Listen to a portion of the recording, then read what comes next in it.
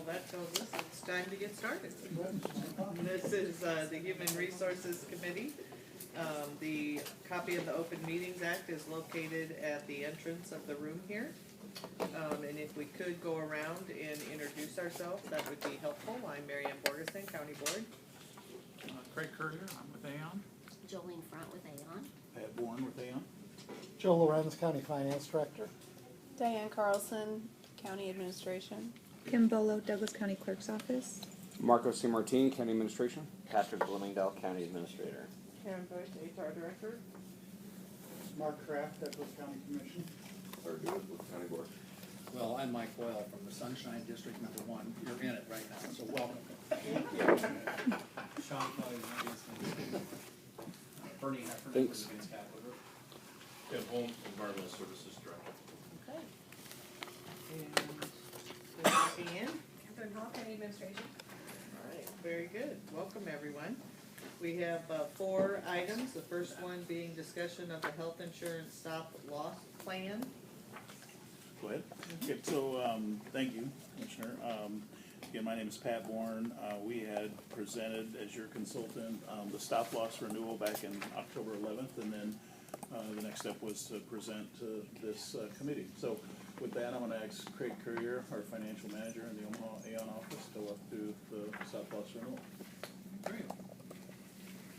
Okay. Everybody would turn to page 2 of the packet I just handed out. Again, we're here to discuss the renewal of the individual stop loss protection that the county buys through Blue Cross and Blue Shield. This is for the plan year beginning to 1/1 of 19 for the plan year. On the left-hand side of page 2 is the ASO with Blue Cross Blue Shield of Nebraska. Just thought we'd run through that real quick. Right now, the county pays Blue Cross $35 per enrolled employee per month to administer the health plan. Effective 1/1 of 19, that's going to $36 per enrolled employee per month, which is an increase of 2.9%. That is part of a guarantee or an agreement with Blue Cross Blue Shield that's in effect until 2020. 2.9% is a reasonable increase. It's what we see in the marketplace. It's basically the cost of doing business, and it would appear justified. The box on the left is the stop loss with Blue Cross Blue Shield of Nebraska. Right now, the county pays $22.68 per enrolled employee for a specific retention of $450,000. Effective with the 1/1 of 19 renewal, Blue Cross is asking for $24.89 per enrolled employee per month, which is an increase of 9.7%. Again, that's for a $450,000 specific retention. I'm sure everyone's familiar with what specific retention is, or we need No, to? you better explain that. Okay. On the plan, since you're self-funded, without any kind of specific coverage, the county would be responsible for any claim that is paid on an enrolled employee or a member. So with an unlimited maximum, that could mean anywhere from, basically unlimited. It could be millions of dollars on a claim on any one individual. So to protect against that, the county buys what's called an individual stop loss or a specific stop loss, which would cap the liability on any one member at $450,000. So the county has responsibility up to $450,000 for any member, the member being an employee or a child or a spouse, any covered member. Anything above $450,000 then is absorbed by Blue Cross Blue Shield of Nebraska. So I have a question. How often does that kick in for us in any amount? I mean, when was the last time that ever happened? We've got a little bit of a historic history in here. We can go to it later if it's in Okay. there. Yeah. Thanks. So again, for $450,000, Blue Cross is asking for a 9.7% increase on 1/1/19, taking that from $22.68 to $24.89. 9.7% may seem a little high, but in the stop-loss market now, we're seeing increases of 12 to 18% on clean groups. A clean group being an employer or a client that doesn't have a lot of catastrophic claims or large claims, which the county does not. But we are seeing increases of 12 to 18%. So the 9.7% from Blue Cross Blue Shield of Nebraska is pretty reasonable. Again, in the market, compared to the market right now, it's a pretty good renewal. But what's that based on? The 9.7%, Blue Cross looks at a couple of things, or a reinsurance carrier looks at a number of things. Probably foremost is their block of business, their entire block of business, not just employer specific, Douglas County specific. We look at their entire block of business and look at their large claim history and how their block is running. They do take into account, to some extent, the individual or the specific experience of the client. But it's more weighted towards the big block of business, their pool of business. Who are we in with? Somebody who makes atomic bombs or something? I mean, what? No, I mean, that's just everybody. That's just their general block of business, all their employers. So it would be anywhere from public entities, governments, private employers. Any that would be, I mean, I assume this, I'm thinking of this like companies at certain risks. Window washing companies and us who are typing papers and things. I mean, are we in the same thing as the window washers? Or what are we? Okay. It would be mostly larger employers. I don't care about the large. I want to know what they're doing. I mean, in workers' comp, there's, you're charged, if you're insuring a company and you have a group of people who dynamite buildings, their workers' comp rate would be a hell of a lot higher than somebody who's fixing shoes. So that's what I'm driving at. Are we in the same thing? We're fixing shoes and we're working with people who do dynamite? We are. You're in the same class? Commissioner, you're in with everybody that is self-funded that buys stop-loss insurance from Blue Cross Blue Shield of Nebraska. So every one of their clients that is in a similar situation to you that's self-funded. Okay, well, similar situation, I guess, is okay, but I'm wondering what they're doing that's so much more risky. Is it more risky than what we're doing? So we've gone through, and there's some other options that Yeah. are carriers that are not Blue Cross, but at the end of the day, we think Blue Cross is your best choice. But if we could, let's walk through the presentation and. Okay. Okay. I do want to know who these other Yeah, companies are. and we can get a That's list okay. here. We can get a list. Go ahead, Karen. Go ahead. So, the pool is everybody, so they're all thrown in, and then Blue Cross Blue Shield determines on what they need to charge the overall pool to cover that risk. So, there's some companies in there that have some very bad experience, very poor experience, and there's some that have some very good experience. But again, it's a pooled rate.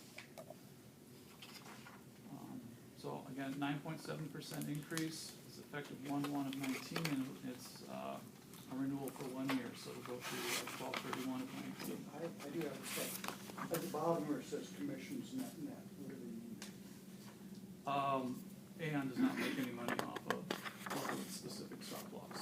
There's no commissions paid to us. Page 3, we have the specific stop loss options with Blue Cross Blue Shield. We did go to Blue Cross and ask for quotes at $500,000 and $550,000, which we've outlined here. The column on the left is where you're currently at with Blue Cross. That $22.68 on 2,168 covered employees generates $590,043. The renewal at 9.7% would take that to $647,538 payable to Blue Cross. If you were to move to 500,000, that rate would drop to $22.05, which is $573,653 a year, 2.8% reduction. Or if you were to move to $550,000 for a rate of $15.10, the overall spend then would drop to $392,842, 33.4% reduction. Again, these are one-year rates. This renewal is final. Blue Cross has firmed these rates. They'd be effective in 1/1/19. As you can see, there is some savings to move your current $450,000 specific retention to either $500,000 or $550,000.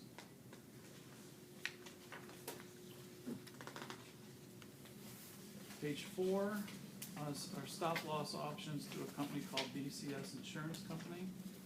Again, we're looking at the Blue Cross current and renewal on the left-hand side, and then renewal options at $450,000 and $500,000 with BCS.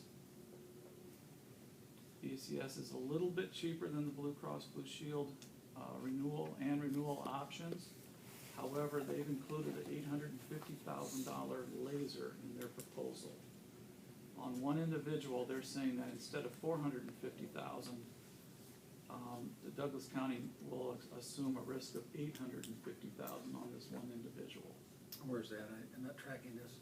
That's in the bottom box, under the notes. Okay. So explain that, because under the way it currently is, our stop loss is $450,000.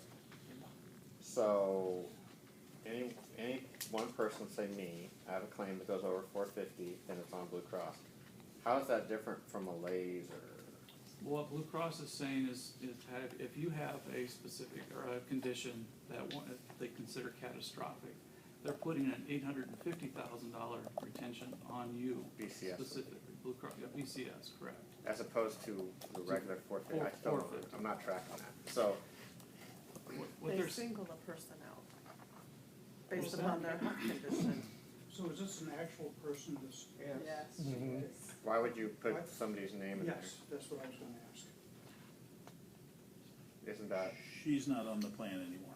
Yeah, but This is isn't a that- different Isn't person. that- Isn't that a HIPAA violation? Isn't that still? So if Yeah, she's not on the plan, then it doesn't violate HIPAA? We should redact that from the one that's provided to the clerk's I mean, office. this is an open meeting and it's being recorded, so I don't feel comfortable with that. We'll redact that. I redact. All right, sounds like a bad deal to me, the laser. Potentially, yes, there's another $400,000 in potential liability with the BCS insurance company. And we also have a $500,000 option through BCS insurance company here, which also does include as well the $850,000 laser. What is BCS? It's a company that's wholly owned by Blue Cross and Blue Shields across the country. It's based in Chicago. All right. Is it a subsidiary of Blue Cross, or what's the relationship?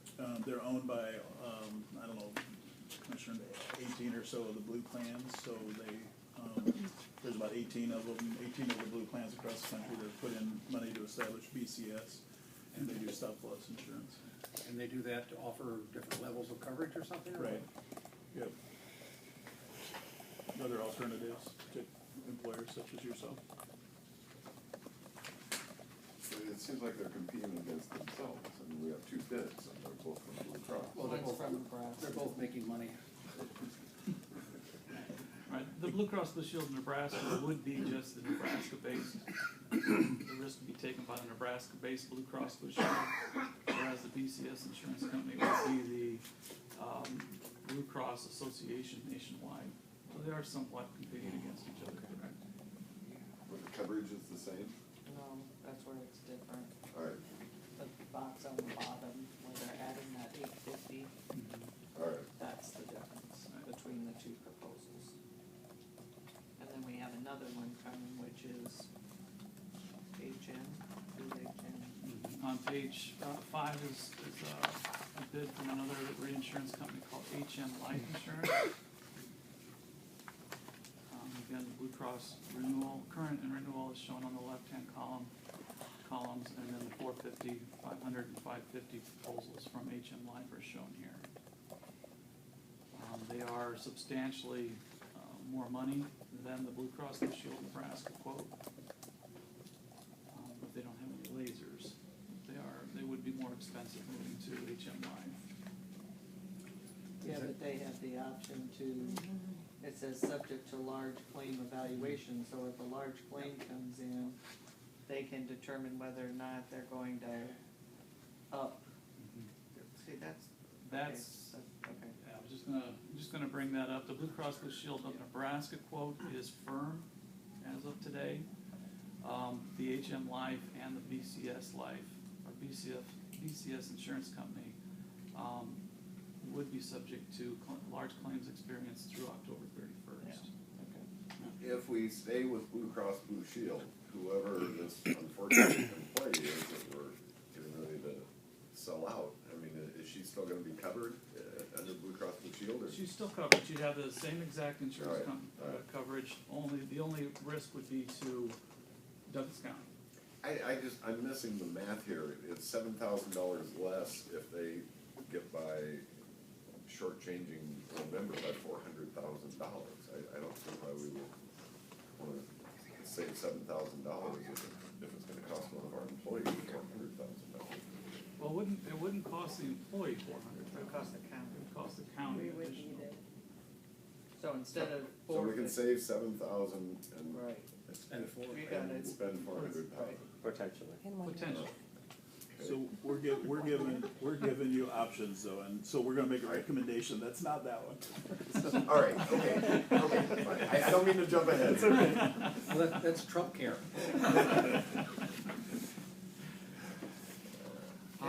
So any questions on the proposals?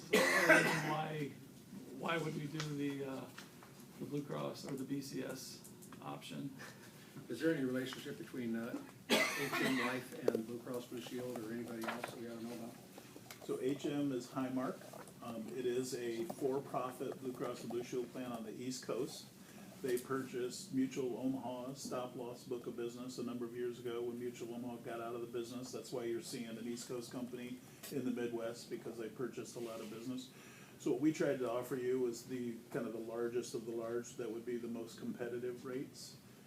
And so that's kind of why we've selected this array to show you. Okay, when it's all over said and done, I imagine that the income for HM Life and Blue Cross Blue Shield and Blue Cross S, whatever it is, all ends up in the same pot, kind of like lines. This is what these companies made, this is what they lost, or what? So the blues are all kind of separate and distinct from one another. So Blue Cross and Blue Shield of Nebraska, if you select them, that money would stay here with Blue Cross Blue Shield of Nebraska. If you selected Highmark, that would be with Highmark in Pennsylvania. If you selected BCS, what that is to Craig's point, it's kind of a compilation of blue plans. So the advantage of having a company like BCS, even though the rates don't really reflect it on this spreadsheet, is that you're getting risk from different areas of the country, which works to your advantage. So say there's a situation in one part of the country that wouldn't be in the other, and so again, what we tried to do is get companies that were spread clear across the country to give you the best prices and the best benefits. But they're all Blue Cross something. To a certain extent, Okay, I do have other questions, I try not to interrupt. I'm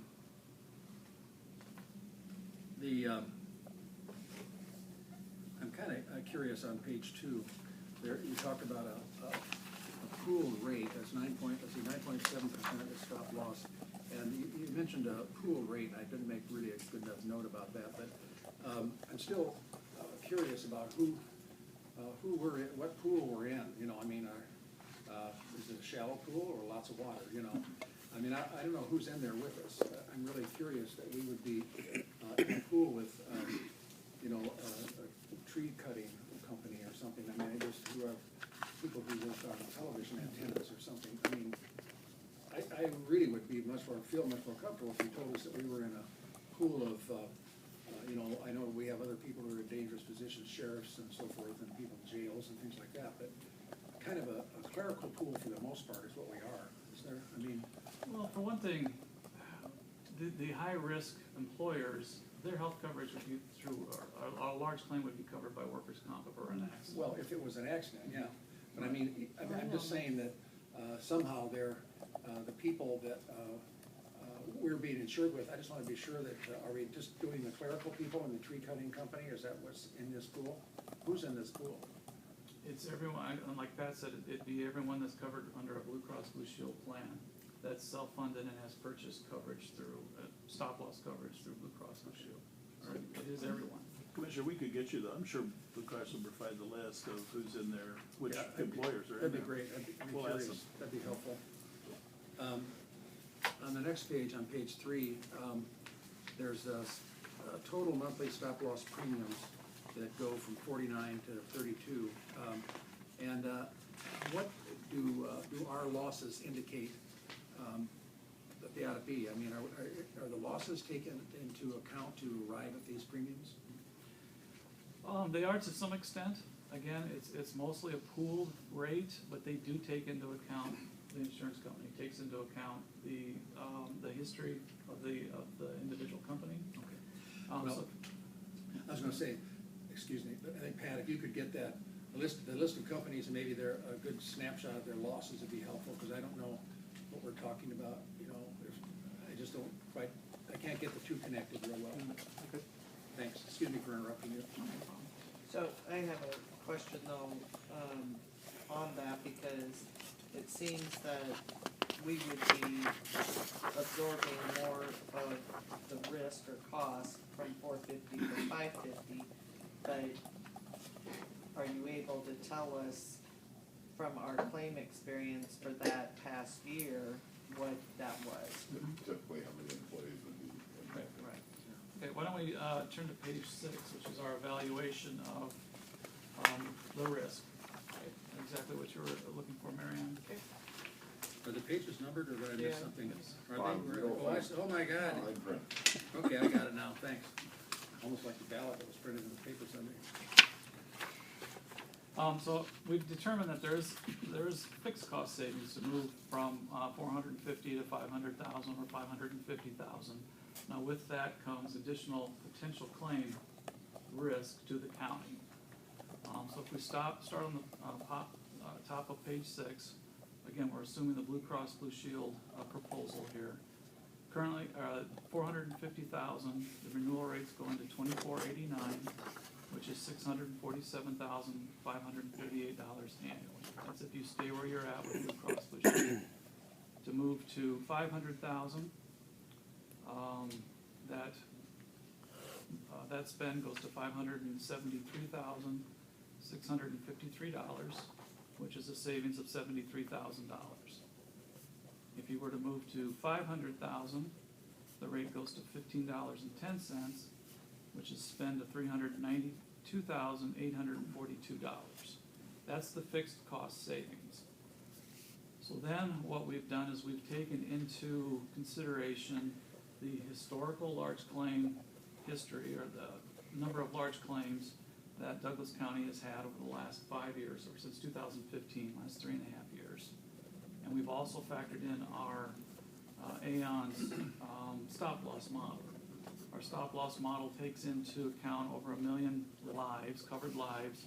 We feed in the demographic of Douglas County, and it gives us a number of what we can expect to see for large claim activity.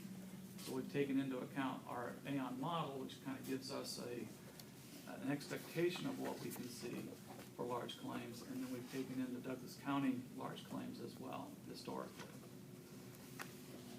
So on page 7, as you can see, at 450,000 since 2015, this is on the left-hand column there. In 2015, you had 2 claims that exceeded 450,000. 16 1. 2017 there was 1, and so far in 2018 there have been 0. If you had been at 500,000, you would have only had 2 claims that would have exceeded the specific stop loss, and that was in 2015, 2 claims. The laser thing, I mean, to me, that says that we do have an employee that is That's potential. exceeding the cap. that's a potential for next year. All right. Again, the reinsurance carrier is looking at the 2019 plan year. So that claimant may not have had, or doesn't have a lot of claims right now, but they're saying he or she has the potential of being catastrophic in 2019. And that's why they're putting that 850 laser on there. Replacing the wager on the health of an employee. That's what insurance is. Yeah. Insurance is. Yeah, I know, but it's never, These are usually not quite as bookmakers. blatant. All due respect, these are What are the odds? These are legal bookies.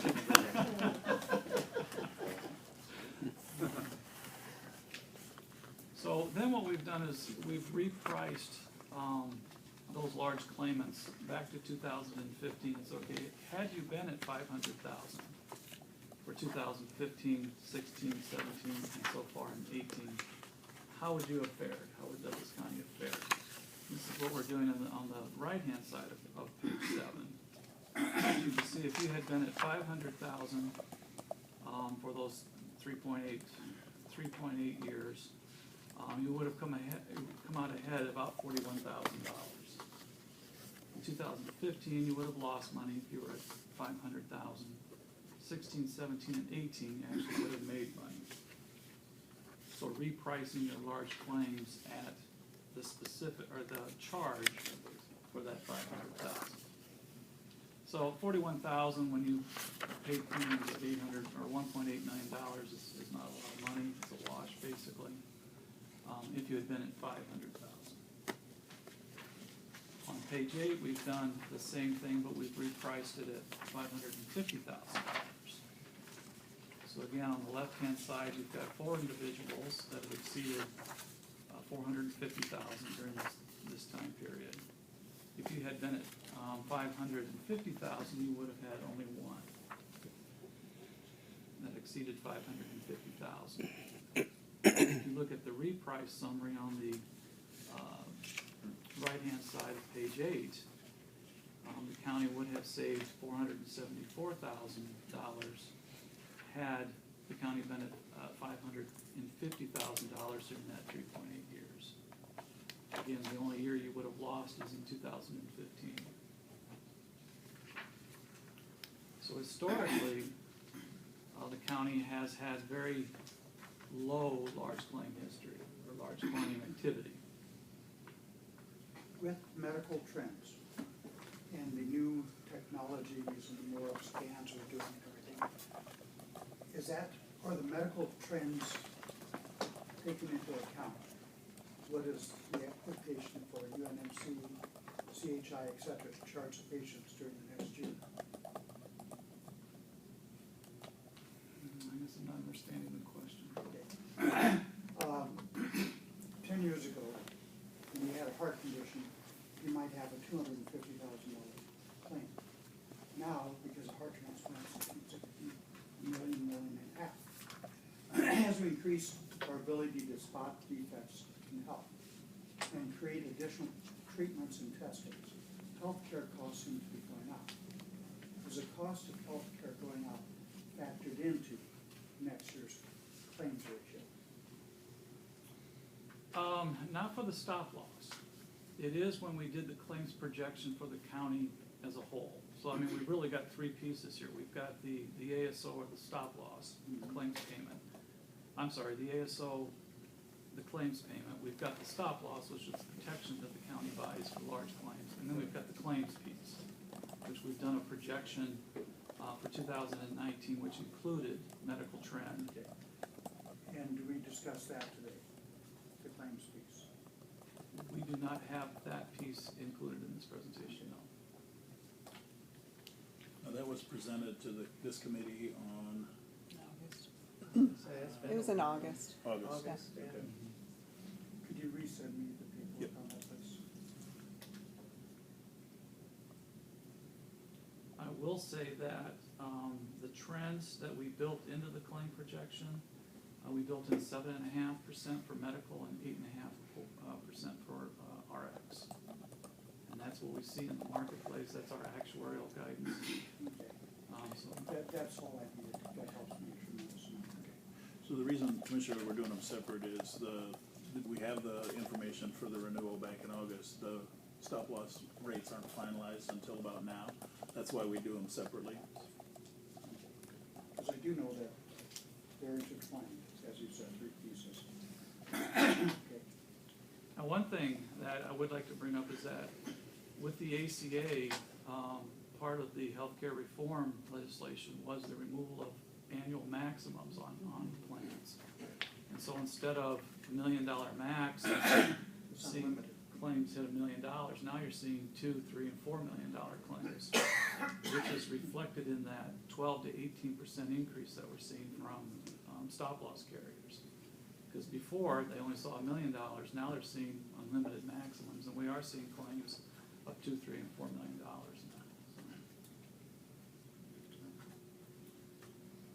now. So, This may be another meeting question, but, so we continue to see these increases in the change, so my question is, what are you bringing to us to change, or to look at, or to do differently, for us to be able to even, well, to reduce this, for one, but to maybe offer the employees something different that we haven't in the past to reduce the cost. So we've, every other year, we prepare a strategy document that's shared with HR. I mean, maybe that's an opportunity to kind of bring that in front of this committee. Yeah, it's usually county administration and HR that Okay. has that meeting with Aon. Okay, so there is a strategy document that's created that's refreshed every couple of years to talk about ways to control spend. And so, again, maybe that's another meeting, I don't know. Well, I think it is, I think we have to have conversations a little bit more openly about the prevention side of things and the intervention at an earlier stage than what we're seeing right now, Okay.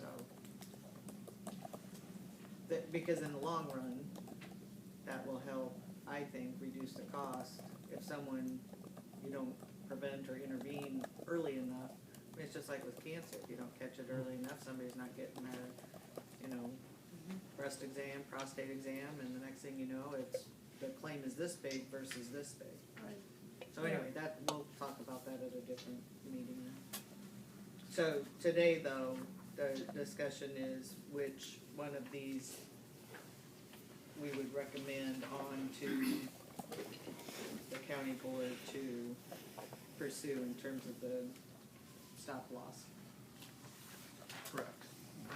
And right now, it looks like the Blue Cross Blue Shield of Nebraska option is our, Yeah, if you would turn back to page 6, the box on the top right-hand side there, we've got the two, again, this is assuming Blue Cross Blue Shield of Nebraska, Blue Cross Blue Shield being not the cheapest, but they don't have the risk of that $850,000 laser or potential. a review of the evaluation. Correct.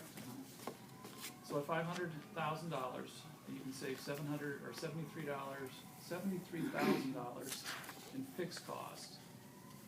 We're estimating that your claims that you'll pick up by moving from 450 to 500,000 are about $67,000. So while you're saving $73,000 in fixed cost, we're estimating that the additional claims that's going to generate, that move will generate, is about $67,000. So the overall savings to move at 500,000 to 500,000 is estimated at $6,795 a year. And that's at the newly weighted claims cost? The 7%, 7.5% increase? Yes. Okay, good.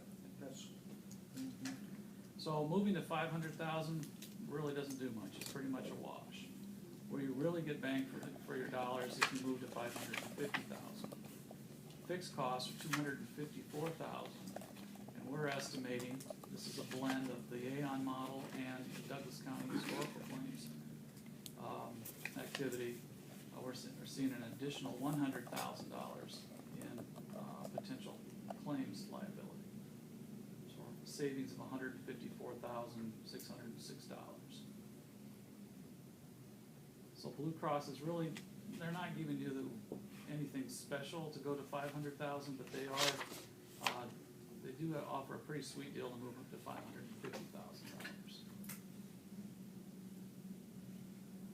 And then for every dollar at 550,000, for every dollar that you pick up in claims liability, you're saving $2.54 in fixed costs. So our recommendation would be that county move to 550,000 with Blue Cross Blue Shield of Nebraska effective 1/1/19. And that's for a year? That would be 1 year.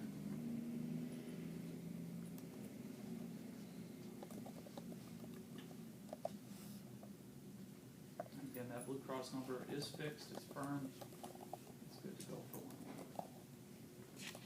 Well, let me ask, if I may, ask a question. Is this, I'm having I didn't do well in statistics at Creighton, so I'm having a hard time making this happen, but anyway, and that's the truth. What do we, I don't understand, how is the fixed cost savings, how does that translate? There's gotta be some secret formula, or some formula that kicks in, related losses or something over here on the, I mean, how is that related by the $550,000 fixed cost, or no, yeah, 550,000 fixed cost savings, how does that generate, The 550,000 is just the specific level. right, The fixed cost savings is 254,697. That's just the difference between what Blue Cross Blue Shield of Nebraska wants to charge for the 450,000 and the Right. 500,000. yeah. Okay, but so how does that, these figures over here, and I guess I'll have to talk to somebody who understands, I can talk to for about 2 hours, but I don't understand why that is so substantially different than the 500,000 fixed cost savings. Well, that's a good question. If you look at the shaded boxes in the middle Yeah. of page 6, for $500,000, there's a decrement of about 11.4% at 0.8859. That's the difference between going from 2489 to 2205. The Aon model says that you should be seeing 0.877. So the 0.8859 is what Blue Cross is giving you. The 0.877 is where Aon's model says that Blue Cross should be coming in at. So they're pretty close, within about 1%. You just convinced me why I got a crappy grade in statistics. We'll move on.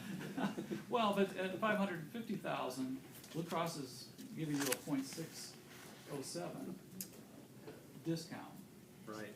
whereas the Aon model's at 0.77. So they're giving you a really good deal to Yeah. move, more than you can expect based on our model.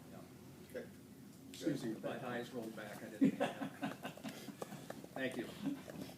So Diane, this is a question, this would be on the agenda for, The 20th would be the soonest we The could have it 20th, on. okay. yeah. so between now and then, if we had other questions after we absorb this a bit, we'd have time to. And you do need an answer for Blue Cross, is that right? I mean, By the 27th. the 27th, okay. Okay. Any other questions or comments on this? Anything from staff on this? Just put it on the agenda for, well, you need an answer by when? The 27th, so we need to have it on the 20th. For the 20th. That's the next meeting, right? Yep. What I think they're doing is essentially moving up the deductible, and they're giving us an incentive to go with the higher deductible. But their actuaries or whoever have priced it that way, and they're incentivizing us to go with the 550. I think that's a good move. Okay. All right, we'll put it on for the 20th then, with that recommendation of the county board. And then we'll have no labor. Right. No labels. And the rate is firm. Still won't like the sound of that. Okay. Yeah, that's one thing we run into is insurance carriers don't take a risk. Well, unknown risk. They think that risk is out there, so they're gonna price for it. It's difficult sometimes. right, well, Thanks, thank guys. you. Thank you very much.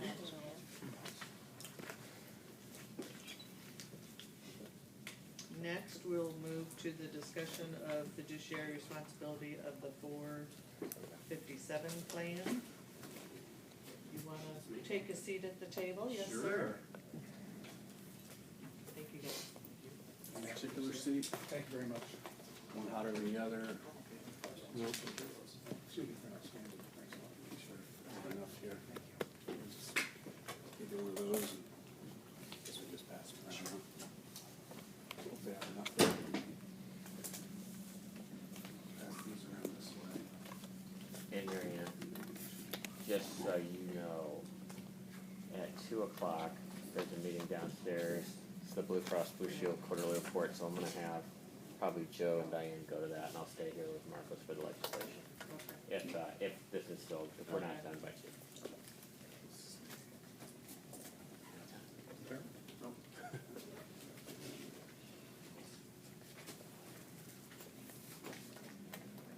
And as Bernie's handing this out, this is coming from me, that I was in a meeting with Steve Curtis, who's my counterpart in the city, myself, and we're talking with Bernie about this. These are the 457 plans, which we really use in lieu of a 401k or whatever, but it's not a formal county benefit. But at the same time, there's been some changes out in the environment that are really increasing the potential fiduciary liability of program sponsors, or maybe not a sponsor, but people like the county who offer these plans. And so I asked Bernie to come in and kind of explain the current environment and what some options are. Okay, Right. go right ahead. Well, thank you, Joe, thank you for having me. It's another scintillating topic from stop loss and fiduciary responsibility. You get lasers in this? No lasers in this one. No lasers in this one. What I will share with you, the blue packet is nothing more than just information on Advanced Capital Group, which is the group that I represent. And then what we'll do today is, since we're all at the table, I think we'll just go through the presentation that's in front of you. And hopefully, I'll run through maybe about 20 minutes or whatever, and certainly open for questions and discussion as we go through. I'll tell you a little bit today about Advanced Capital Group, and also give you a little bit of information, as Joe was discussing, kind of in the fiduciary environment today, and then things that we're seeing, plan sponsors that have plans, 457 plans out there, things that they're doing to really give a strong foundation from a fiduciary perspective on their plans as they move forward. So with that, I will get rolling. So real quick and I apologize, my pages on here ran off to the side when printed. So the first page gives you a little bit of information about Advanced Capital Group. We are a group established in 1998 in Minneapolis, Minnesota. We specialize in retirement plan consulting and investment management. And we have about $20 billion of assets under management. Primarily, we've been doing our public market investment or plan consulting since 2010. One of the things I think that we bring that's very, very unique to this segment is that we do operate in a team environment. So we'll have a plan consultant as well as an investment management consultant working together in a team. And you'll see that a little later when I introduce some of our team members. Yeah, I'm sorry, Bernie, did you say where you were at before? Not yet. Okay, you're gonna do that. Yeah, I'm gonna do that. The next page is a little bit of a timeline of the history of Advanced Capital Group. Again, 1998 is when it was established, primarily working with large corporate 401k plans and individual wealth management. Large 401k plans such as Domino's Pizza, Cargill, groups like that. And then as you move forward with the growth of the firm, other kind of pinpoint areas. 2006, we added our fixed income investment group. That group really works with banks and insurance companies. Many times banks and insurance companies are looking to diversify the holdings of their general accounts as well as their underlying, and we will do fixed income management for them as well. And then as you fast forward to 2010, many of you may be familiar with Deloitte & Touche, a consulting firm. Advanced Capital Group purchased their retirement plan business in 2010, and that'll be important in a second as I introduce our whole team.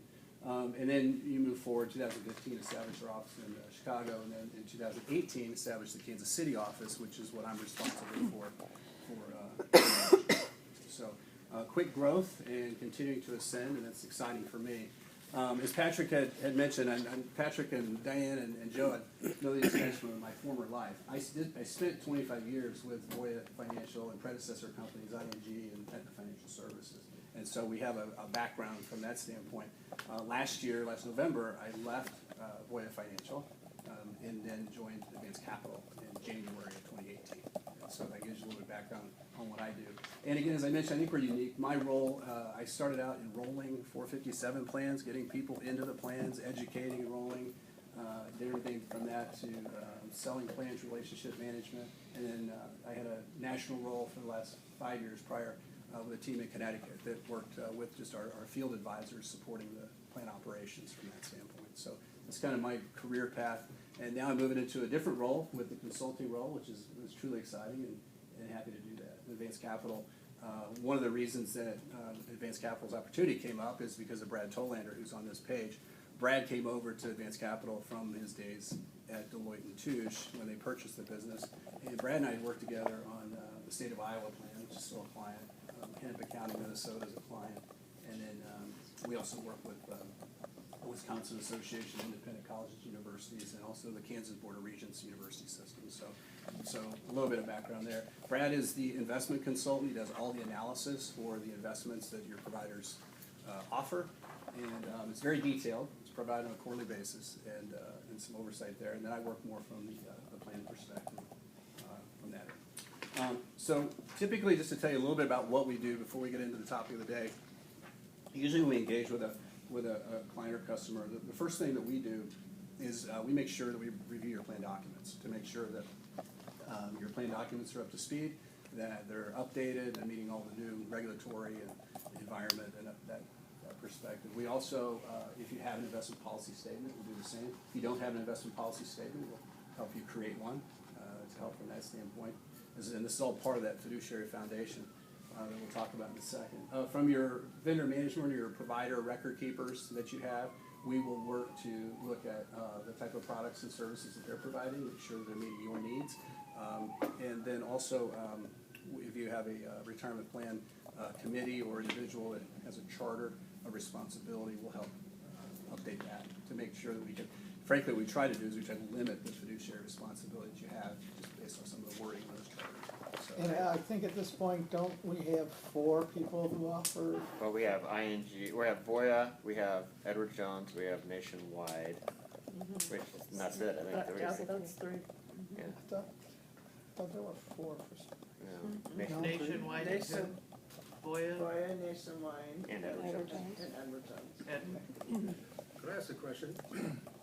Excuse me, I want to know, I was reading this, I don't know what page it is, but it talks about fiduciary landscape. I've got a question about how our plan is handled now. Do we make a payment? I have a health savings account, I don't pay any attention to who it goes to. Does it go to the county, or does it go to the somebody else, some company? Or does it go Well, to the health savings? savings account is different than the I'm sorry, I 457. couldn't hear you. Health savings account's a different thing than the I'm 457. just asking about that, though, as a comparison. We can talk about something Health else. savings account goes directly to your Union Bank and Trust account. I'm sorry, who? Union Bank It's county and Trust. administered. It's county, entirely county administered. So is the county in the middle of that at all? Yes. Well, Okay, I guess we have a contract with Union Bank and Trust to be the banker for the.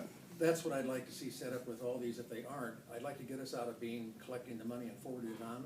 Are we doing that now, or are we already making direct payments? No, the It's money all- goes it's to all- payroll deduction directly into their 457 account, which is managed by either Edward Jones, Voya, or Nationwide. Okay, well then, this whole thing about us being a person who acts in a fiduciary capacity when he or she handles money or property for the benefit of others, then we're not a fiduciary then. It depends, the county does have fiduciary liability, just simply for offering the plan to the participants. Well, I think we ought to try to get our legal beagles here to figure out a way to cut us out of that then. I mean, cut us out of, if people are being sued, like the increased litigation says at the top, then let's cut ourselves out of it and have the But relationship being for more anybody to directly. be an approved supplier, it requires county board approval. And that is kind of where you get into this gray area of fiduciary Okay, responsibility. why does it have to have county board approval? Aren't we old enough to make our own decisions if? Because it's Because it's payroll offering. deduction. Yeah. What do we care? It's a payroll It's a deduction. payroll, so we approve payroll reduction. You have to, yeah, you have to prove payroll deduction. Well, I think that's a cheesy way to do it. We'll talk about it further, because I think we can figure out a way to avoid becoming a fiduciary. I'd like to see us do that, if it's true that there's increased litigation. Yeah, certainly any entity, whether it's a for-profit or not-for-profit entity that offers a benefit for a plan like this would have some fiduciary. Well, I'm saying we don't offer it anymore. Okay, let's do this. Let's That's all I'm go saying. back to where you Sure. were in Mary your Ann, reason presentation. I brought it up. It's in I here. know, it's, Okay. but let's finish, Well, let him go okay. through. He's not on that page yet. We're almost right there. Almost That's there. the exciting piece. So the next piece, we also, when we engage, we'll also look at your investments that you have. We'll do an analysis of those investments, as I mentioned in depth, to make sure that they're appropriate fit for your participants and your plan in general. And then more than anything, we focus on the goals and expectations of what the county is as far as what type of plan you want to have and the services provided as well. And then any pending items that you have or strategic items down the road, we need to review those. So that's what we do from a retirement plan consulting standpoint. Now, the topic of the day is, we talked about, is kind of the fiduciary landscape that's out there. Can we talk about this now? As soon as he's done with going through the slides. So the fiduciary landscape is, and it has certainly changed over the last probably 4 or 5 years, I would say. And I think, and Patrick, I think you and I had even had discussions about this probably 4 or 5 years ago. And, I think that, one of the changes that's happened is you have had increased litigation with defined contribution plans, so like 457 plans, 403B plans in the public space, and then also 401K plans for sure. And then in addition to that, we've had audits that have been increased. So you have the IRS and the DOL who have staffed up. There's a lot more focus, specifically in retirement plans, employer-sponsored retirement plans, simply because if you just follow the course of baby boomers, more and more people are retiring, so therefore it gets more focus and emphasis from that standpoint. When you look at who is a fiduciary, previously it was articulated, essentially it's any person that's in a capacity that handles money or property for another. That's a very general description of who a fiduciary is. And then the next few pages we can talk about how that applies to plans like what you have, and then also ways to mitigate that. And why is this important? It's important, again, as I mentioned, because at the county you have a defined benefit plan, and those pension plans really are based off of a formula. The benefit is defined for you as you go through. With a defined contribution plan, the voluntary plans, what happens in those is that you really are putting more of the onus on the individual participant to make their investment election and also contribute at a rate that's going to help them reach their full retirement maximum potential income. And so it's important because that's really what the focus is of the first two things. The increased litigation of the audits is really focused on defined contribution plans more so than defined benefit plans. And then plan sponsor responsibilities. Part of the landscape is that just becoming aware of what the responsibilities are as a plan sponsor, things that you have to be aware of as far as not only maintaining your plan, but a lot of times you're working with providers. You mentioned the 3 providers that you have. And when you're looking at regulatory environment meeting those needs, those providers, and you mentioned 2 of them that I'm aware of that are top 5 providers in the country, so they do a really good job of doing the regulatory and all that. And then they also help you with making sure you have good education programs and all of that along the way. Well, and it's pre-tax money too. Yes. Going into that account, which is the biggest part of why employers use that as a benefit or perk to employees, is it pre-tax. Yeah, there's no doubt. That's a great point. Is you want to have a program, especially when you're competing in the marketplace today for employees and for talent, right? You have to have something that would be out there that would be attractive. This is the public markets version of a 401k, but there are some differences. So just to move forward a little bit on the landscape that's out there today, the next page talks about some of these participant lawsuits that are going on. They actually started in the 401k space. There's a group out of St. Louis, it's Schlichter, Bogart, and Denton. That's a law firm that has originally specifically targeted large 401k plans and primarily they went to the defense industry with General Dynamics, Lockheed Martin, and Boeing, and they had some success.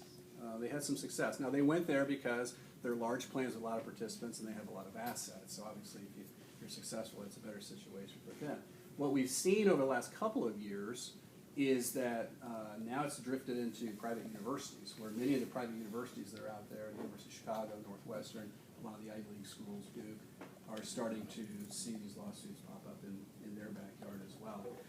And then the thought is, we work again, like I mentioned, with some public universities, and we're starting to see potential organizations down there come together with questions about the plan. So you're starting to see a drift there. The expectation in the industry is it will eventually drift into all elements of the retirement plan market. So that's one of the things that has really driven a lot of conversation, just creating awareness for plan sponsors as to things that to be aware of. The lawsuits themselves, if you look at all the lawsuits in the private higher ed space, it's four things. It is, what are the fees? Are they reasonable? Fees for my record keeper, fees for the investments. Also, how many options do I have in my plan? How many investment options? Because for a while, more was better, right? Bigger was better. That's not necessarily the case today with some of the new the product designs, where really less is more sometimes with the investment options. And then it's how are those fees paid, and then also things around revenue sharing. So if you have a record keeper like a Nationwide, and Nationwide say they offer like a fidelity fund, are there revenue sharing agreements between them, and is there a conflict of interest, or is it something that's reasonable? And so those are really what's in all four of the lawsuits. And you just pull one out, you pull one out, it looks just like the next one. So that's what's in those lawsuits. And then from a sponsor perspective, it's just truly that one of the things that's interesting is not the decisions that the sponsors have made, it's really the process. And is the process in place so that if there was an audit or, God forbid, any litigation or anything, is the process in place that you followed the process, you followed your investment policy statement to reach the decisions that you did. It's not necessarily the decisions that you've made. The Supreme Court has certainly indicated that there is an ongoing duty from employers to make whatever you make available to the participants, you make sure you have a documented process of why you did that and how you did it. So again, that's just kind of the environment. Ideally, unfortunately, it's the first two. It's just the increased audits, increased lawsuits that are driving a lot of this. The next page, just put on there a little bit of who is a fiduciary. And again, there's a general description of a fiduciary, but then there's also, you can see the little bubbles that are around that. And I would imagine with your current defined contribution plan, your record keepers and providers are doing a lot of this stuff today, but then they also do it in coordination with the county. And so you can see that there's just little bubbles in there of what the role of a fiduciary possibly could be. The one thing is that, and I think you were kind of getting to what you were saying, Commissioner, is that sometimes there's a person who's a fiduciary just purely by role, and they can delegate fiduciary responsibilities, but it doesn't alleviate the fiduciary responsibilities. There just has to be a path and a foundation to show that that's the way that the plan is operating. So it doesn't ever eliminate the fiduciary responsibility of offering the plan, but it certainly can mitigate the fiduciary. I'm just trying to interrupt that. Okay. So then the next page, just quickly on fiduciary duty, and these are very general and basic. You'll find this in any publications out there. This came from FI 360, which really just talks about if you are a fiduciary, what are the traits that you have to have. The loyalty piece is you just have to review and make sure that everything's reasonable, the services you're being provided, the fees are for those services are reasonable, and then establishing a process for the administrative decisions.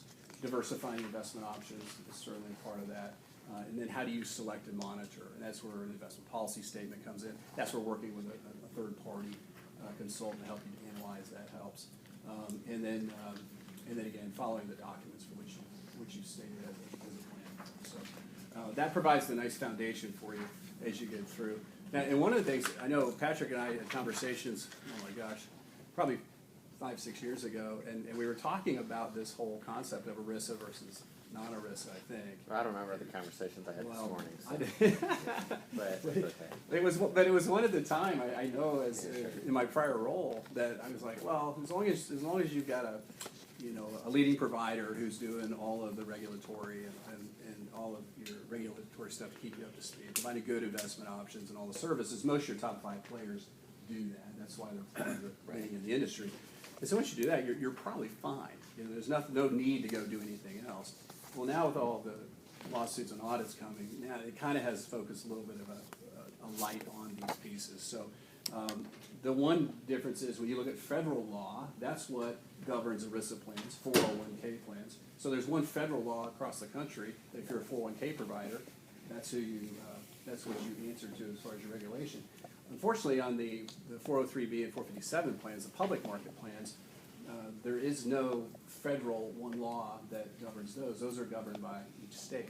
And each state's a little bit different. So Michigan is different from Nebraska. Nebraska is different from California, depending on what they have. They all have some type of verbiage in there that kind of indicates, hey, if you have a plan, this is the person that you delegate responsibilities to.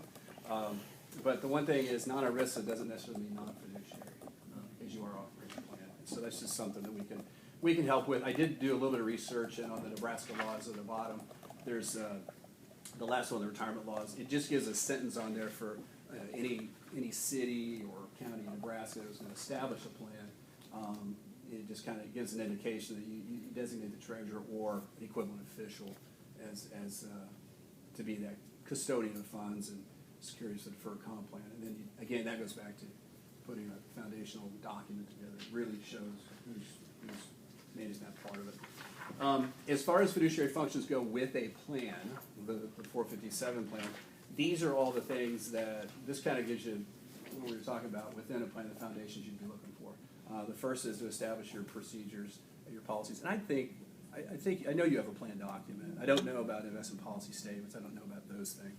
But I know you certainly have a plan document, and I think it's pretty well done. But you administer the plan according to the plan document, and then make sure your regulatory and compliance pieces are covered. That's what your providers will do for the most part, your record keepers. And then you develop a formal written investment policy statement. That just shows here's how we selected the funds that are available. That way, if a provider, say Nationwide or Voya, says, gee, we'd really like to add this fund to the mix, you have a process in place that says, well, let's review that, and here's how we got that in place. And then it just allows you also to monitor your fees, ensuring they're reasonable. I would tell you that in a lot of plans we work, sometimes they say, oh, lowest fee possible is the best thing to have. It's not necessarily the best way for a retirement plan, because typically when you have low fee plans, that impacts the services that are provided. So the term reasonable is what you'll see everywhere, and so you really want to have a reasonable reasonableness of fees for the services that are provided. And then selecting and monitoring service providers and consultants, and then again the investment options. Those are really the functions and kind of the cornerstone for a plan in general. And then what our role is as part of being consulting on a retirement plan is the last page, where we try to help you limit that fiduciary liability. And from that standpoint, we help you develop what the plan objectives are. If your objective is to have every one of your participants maximize 80% of their income, that could be a goal that the plan would have, and we would work with the group to work towards that. And then we would measure the effectiveness, and that's becoming more and more important today. Because we actually we have a software program at ACG where we can take feeds from the record keepers, and they'll feed us data that we can actually start measuring the impact of the outcomes. If you have a communication campaign from one of the providers, we can actually measure and see what kind of effects that's had on savings rates for contributions, and also on if they adjusted the allocation of investments participants, if they've done that. And so a lot of providers have it as well, but those are things that you can help engage with. And that measuring effectiveness is important. Again, is you have an entity come in and wants to look at the plan, whether it's DOL or IRS or whatever, you can say, well, here's our processes, here's the software we use. And that just bolsters, it makes the process a lot easier. Reducing oversight complications, that's really around making your plan too complex. A lot of plans, every new product or bell and whistle that comes in, we have to have that in our plan. And for example, loans. A lot of plans just think it's an automatic that you have loans in a plan. But if you think of loans in a retirement plan, it can kind of be detrimental to participants. Yeah, exactly. And then also other things such as self-directed brokerage accounts, which allow you to go outside of a plan and have access to hundreds of investment options. A lot of times they can become expensive, and it confuses the entire menu. So there's a lot of things that when you lay out the foundation of your plan, you can kind of limit some of those things and really focus on the things that are important for the county. Limiting number of core investment options. That's one of the things in the lawsuit. There's too many investment options out there. You can limit those, but make them more effective. That's usually the way you'll see. Usually today what you'll see is somewhere between 16 and 20 funds available from a provider. That's usually about all you need. And then it shows ERISA best practices. Again, your plan is a non-ERISA plan. But what we're seeing again is these lawsuits started in the ERISA space, so they're kind of using that as guidelines as they talk to non-ERISA plans or when they audit non-ERISA plans. So what you're seeing is a lot of cities and counties saying, well, let's design our plan to use best practices where we need to from the ERISA space, but we're not an ERISA plan. So you don't have a lot of reporting requirements as a non-ERISA plan. It gives you a little bit more flexibility. And then hire, an advisor or third-party consultant to help you do those things. I mean, because then what happens is, like Advanced Capital, when we work with our clients, we sign on as a fiduciary, and that helps out. And kind of, Commissioner, maybe it's back to your point is that you bring in a group, we sign on as a fiduciary, put the processing or the format foundation process in place, and therefore we're standing there arm in arm with you to be able to go through any audit or anything like that and be able to process and just check box. Mark and then Patrick. Isn't nationwide an ERISA plan? The nationwide plan you have here, Yes. it would be non-ERISA. Non-ERISA, Yes, sure. I am. Because it's a 457 plan, Yes. not a 401k plan. A 457 is a non-qualified. Remind me what ERISA stands for. It's an Employee Retirement Income Security Act of 1974. And that was the year that they put federal regulations in to essentially put more regulations on the 401k space, the 401k market. But governments are, no government plan is an ERISA plan, right? That's correct. Government That's is correct. carved out. Yeah. The only way you could have a government plan that would be subject to ERISA is if it was in place prior to 1974. And then they just adopted those plans as they went. So the most important question today, how do you get compensated for your services? What's the question? How do you get compensated for your services? Oh, great question. We get compensated on a fee basis only. We're just a flat fee. But one of the things that we do is there's a thing in the industry, it's called an expense reimbursement account, or you can call it a risk account, depends on the market you're in. But what we do is rather than having a separate budget for the county to carve out additional funds, because as we know, municipalities are always, we're always strapped for funds. What we do is we set up a separate account through the providers that you have, and it's called an expense reimbursement account. And then the providers will actually fund that account for whatever expenses you would have, as long as they're related to the fund. So to the plan.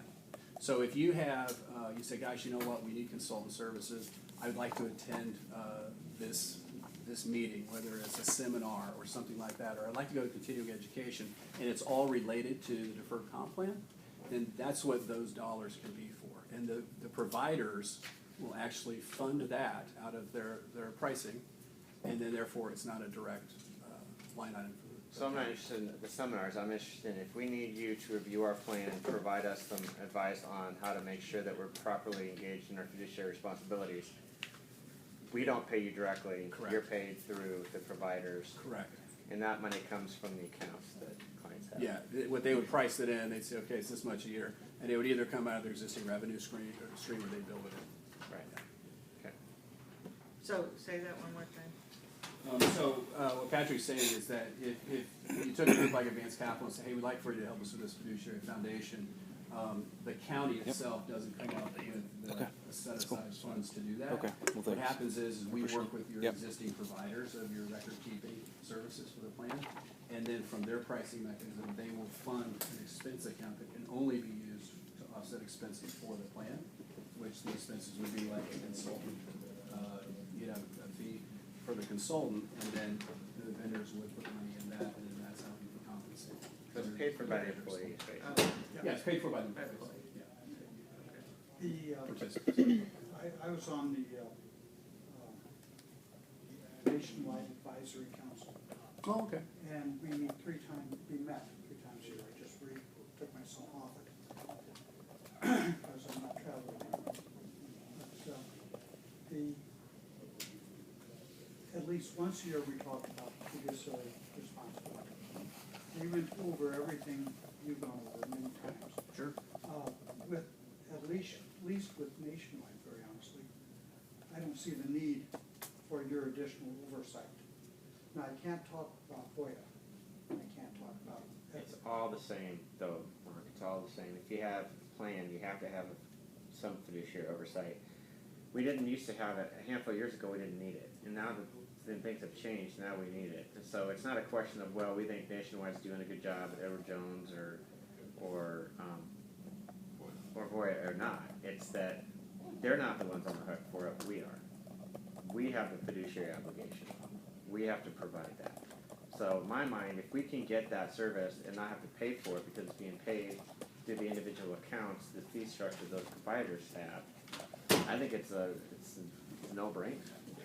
So how many other people do what you do in the Omaha area? In the Omaha area, I think you have a number of retirement plan consultants, investment consultants. I think the difference is that they're primarily in the 401k ERISA space, for profit. They don't have any experience in the public sector, and where we focus, again, like I mentioned, we focus in the public sector. You're saying they're the only one? Oh, Or no. you're saying one of a few who can do government? Oh, we're one of a handful that probably specialize in government. I don't know of anybody locally in Omaha that does. Most of them are 401k. Like, I know it's got like Silverstone, I think, is here, but they do some 401k plans. They don't really do public space at all. Yeah, I got a call on a similar sort of service from somebody out of Columbus, Ohio, and it was kind of the same story, that the environment has really changed, and so this is really something that's kind of just starting to gain some momentum because of these certain type of court cases that have gone against entities. And I think, Patrick, you're absolutely right and the Nationwide being able to do that as a provider, that's really smart, and it's a good service they're providing. But with your plan, you also have your other providers that are there as well. And the thing that Nationwide, what they wouldn't do is if you ever were audited or you had any type of litigation, they wouldn't be there as a fiduciary for you. Where at Advanced Capital, a third party independent, we would be a fiduciary. We sign on as a fiduciary for what So if we get sued, you're on the hook for it? with you, because you can't eliminate your fiduciary, but you do have a So third you're on party. the hook with us, and how does You that bet. save us dollars for being on the hook? Well, the way it saves you dollars is that we're gonna come in and make sure this thing is completely tight to Raven Fiduciary Foundation. And if you did get audited, or you did have any type of litigation, that you would be fine. Okay, so we do it and we find there's a mistake, errors and omissions, we can come back on you? You know, How deep are your pockets?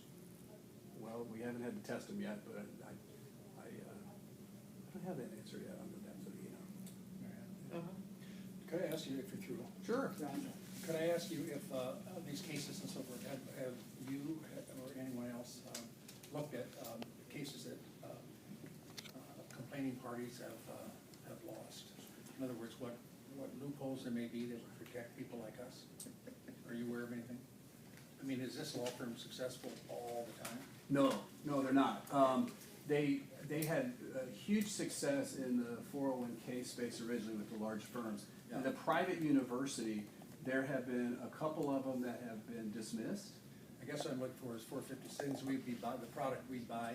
I'm interested in, Patrick will I'm gonna do a memo on this stuff, everybody, so rather than jabber about it. But anyway, I think obviously they have won every case, and so I wanna know what they lost, why they lost, and then try to see if that is something we can do.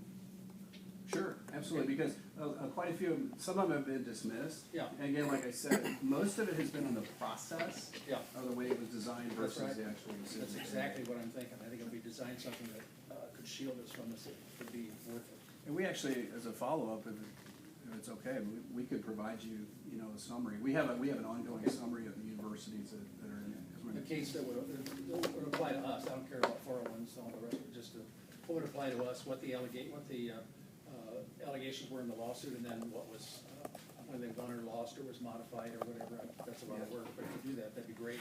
Send it to Patrick. Sure. Good. But at the end of the day, because of all of this, it's to our benefit to have somebody come in and work with everybody to make sure that our plan does have all of the components it's needed to have in place to be safe from an audit or a lawsuit or whatever. Yeah, I mean, it gives you that comfort of the foundation knowing that we have an independent party who we're contracted with. And the responsibility is to make sure that the plan documents are all up to date, regulatory, and that your investment policy statement's being followed, the processes are in place. And so that your plan, you can feel comfortable if anybody does knock on the door, you can say, look, here's all of our stuff, and by the way, call these guys, right? And we're Mary here Ann, for you. I'm not suggesting we ditch advanced, I'm just saying we should try to figure out if we can insulate ourselves, because just as you pointed out, we are liable, you're liable, and we're liable, so I'm trying to say you're liable. That's it, not us. Yeah, well, that won't happen because of the state laws. Well, but- we'll have to figure something out. Yeah. Let's see if we can, put it that way. Yeah. So, There are next ways up, Marion, there are ways to avoid this, I think. Huh? next step. Well, I guess we would recommend, to the county board that we bring on them to do this plan of action for us, review for us. If you could send me a proposed Send a contract. proposal of how that works. Yeah, sure, yep. Yeah. And again, we don't pay, it's not costing us a dime, Right. so. Yeah, it's from a participant driven, but I think you have, how many, I'm trying to think, 800 participants? Yeah, we might have close to 800 to 1,000, so it's about close to half our employees. Yeah, so, and that's actually good But it's to participation. a benefit of them, so Yeah. that we're Yeah, making absolutely. sure that the plan is protected. It is, and from a, you know, if you, from an expense standpoint at a participant level, it's minimal because you have, So you could because you have so potentially- many. right. Yeah. All right. Okay. Were you included in there, maybe I missed it, but, how do you make your money then? Do you charge the, The employee? participant, please. Yeah, it's a flat fee overall, and then what happens is that, it's participant, it's part of the participant product. We work with your record keepers, and then, and they will put it into an account that only can be used to offset expenses for the plan. When you say record keepers, who do you? I mean, your nationwide Right. MOA. And then what happens is, so it's paid through the providers, the vendors, and then, it's deducted out of the participants. Okay, I like to see what that is too. Part of the product. So we know what the Yeah, How employees much being per charged. participant? what's that? How much for each, how much is gonna be? Right, we can do that analysis. Right. Yeah, we'll do the analysis and figure out how many participants there are, and then you just, all you do is quick division on what to do. Okay. Good. Any other questions? All right, thank Thank you you. very much. You bet, thank you guys, appreciate the time. Nice meeting you. Nice meeting you. So our last item is the potential legislation, legislation, for the There you go, Mark. legislative items for 2019, and we have our lobbyist here today with us, and Marcos and him put together some of the items that we've talked about for our agenda. Me to just start? Yep. Okay. So yeah, commissioners, the in front of you is a 2-page document that is just a draft for our discussion. Yeah, I'll get the clerk a couple copies that Sean and I put together. I'll let you look it over a little bit. The very front page though is our I guess priorities that we had in years past that were met with the bill and the bill was not successful.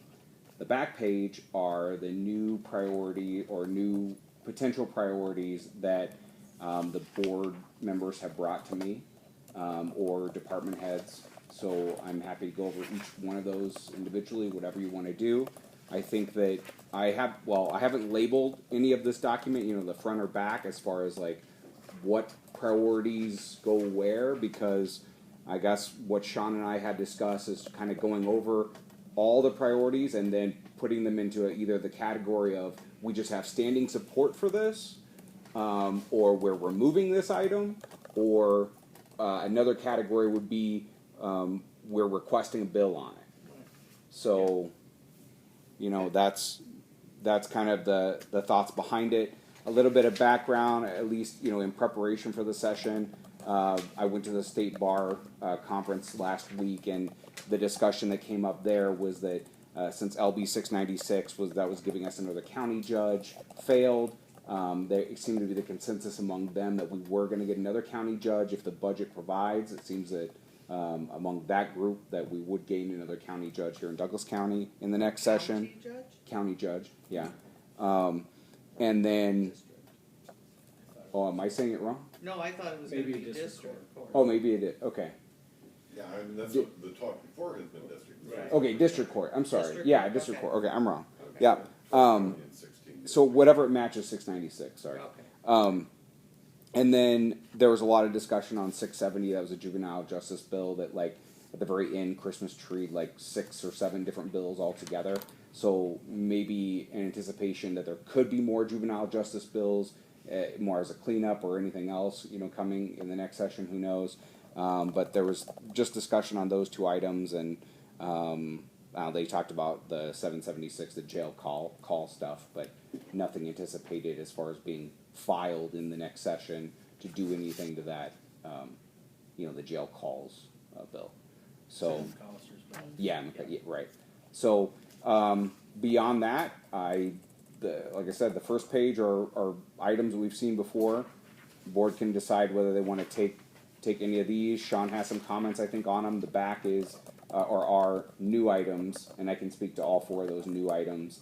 But it's kind of had been bounced to me since the springtime, summer, and now into the fall from the board. So the front page, what do you think? So, one item in just prepping for this afternoon is number 1, on item number 1, the Crime Commission has put forth in their proposed budget $500,000 a year. It's actually $480,000 a year for LB 605 costs to county jails. So, from our standpoint, I think it makes a lot of sense for us to automatically support that.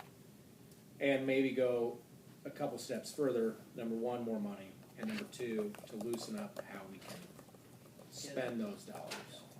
I don't want to talk about jail reimbursement, but clarify it, but to give us more latitude on how we're going to spend those dollars and how to apply it, so on and so forth. I'd like to suggest that we involve corrections in that, because they have not been able to unscramble that egg. They can't figure out what it means. So if you talk to them about what would make sense, and get some language that's real plain and simple, that'd be nice. I think that would be helpful coming from them, and then what to do with the apply. The other thing I wonder, I'm sure you'll be doing this, but these changes that apply to other counties as well, we need to, I know you'll be running those by NACO and trying to get their support. Okay, that's great. Yeah, good. Item number 2 makes a lot of sense, but in a budget climate, I don't see us moving forward on that bill. I mean, if someone does bring it, I think it's worthwhile supporting and providing committee testimony. But as far as making it our priority, I wouldn't recommend. Okay, so standing on 2, standing on 1, and standing on 2. Okay. I think number 1 would be more of a priority. Oh, as a request bill priority. Well, provide committee testimony at the minimum. So when the Crime Commission appears before the Appropriations Committee for their budget hearing, we would go in and testify in support, or perhaps we have bill language on our own that would get reference to the Appropriations Committee. I think that's for further discussion on how best to go about it, but I think pursuing number 1 is a good idea. I'm curious whether any county has applied for and received any 605 money. I recall Lancaster. Did they? Yeah, at the Tri-County retreat last year, they talked about getting, they received some.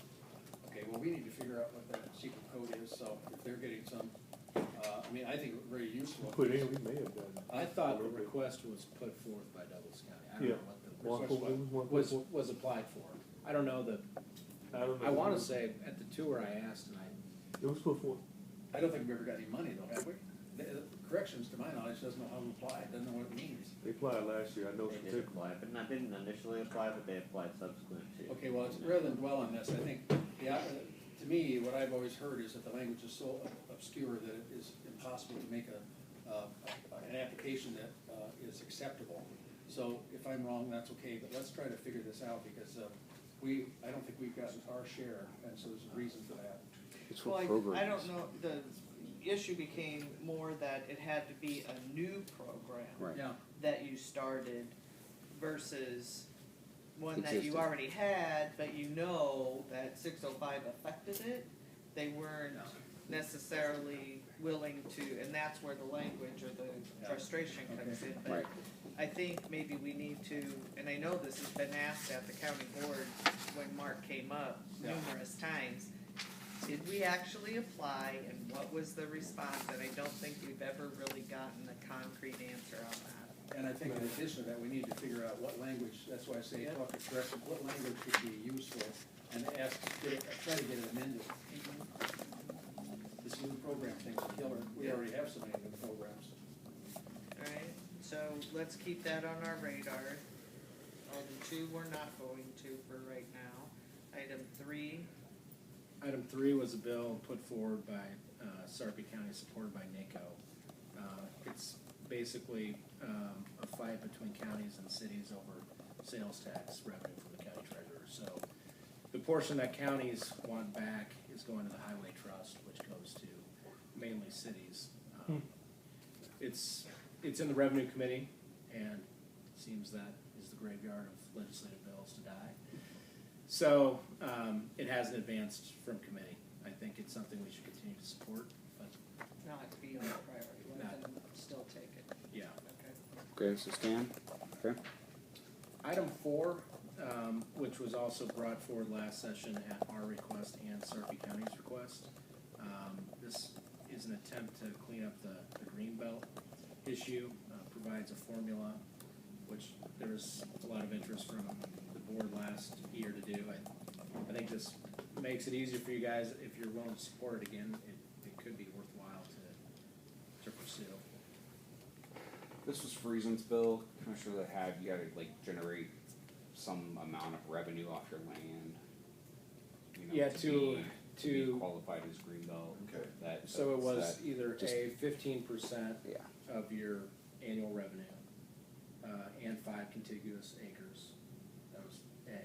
And B was $100,000 or more in revenue. Obviously, ag or horticultural. So it's either one. A or B. Yeah. Okay. Does your occupation come into play at all? Yes. Well, it's got to be ag or horticultural, or at least income derived from. Well, I'm thinking about, I know we're a public meeting, so I won't mention the name, but we know some people who are not in the business of farming, who claim greenbelt, who have their large lots in alfalfa, and that's not their primary source of income at all.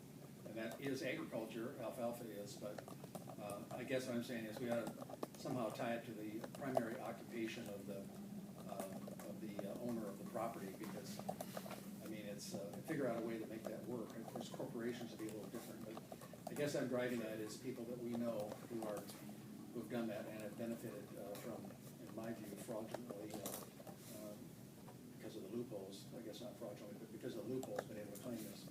But this would not necessarily put it as their primary, but they have to make at least 15% Their total. of their total income, and then it has to be 5 continued, or, And 5 contiguous. and, Can it be more acres than 5? Yes, that's just the minimum. Well, I don't think it should, the minimum should be 30. Huh? Well, come on, I mean, are we doing this for people who have a big yard, who are newscasters, or what are we doing? I don't know what's amenable. 30 Well, just 30 seems I thought like it'd be fair, I mean, I don't have 5 acres, if I did, I'd do it, probably. No, but I mean, seriously, I don't have access to 5 acres next to my condo, but I do know some people who do. Yeah. But I know somebody who's got a 5-acre acacia berry field, and that is genuine agriculture. I mean, they are out there handpicking the berries, that land. What do those people do for a living? Well, Kurt Deschwender, I mean, it's public, He's a real estate. he sells houses. Real estate, yeah. But his wife is out there picking acacia berries. I mean, it is, in my mind, I mean, the legislature said every county board needs to define what is agriculture in their county. And in my mind, an acacia field in Douglas County is agriculture. Yes. You gotta look at the property more than the property owner. Well, I agree, but I disagree. I think, we're not gonna go into it now, but. We're basically on the same page. We are, but I think, some people are really milking the system and have big multi-million-dollar homes, and they're sitting there with a field of alfalfa that, come on, give us a break. Okay. all right, next, but we'll keep that on our list. Yeah.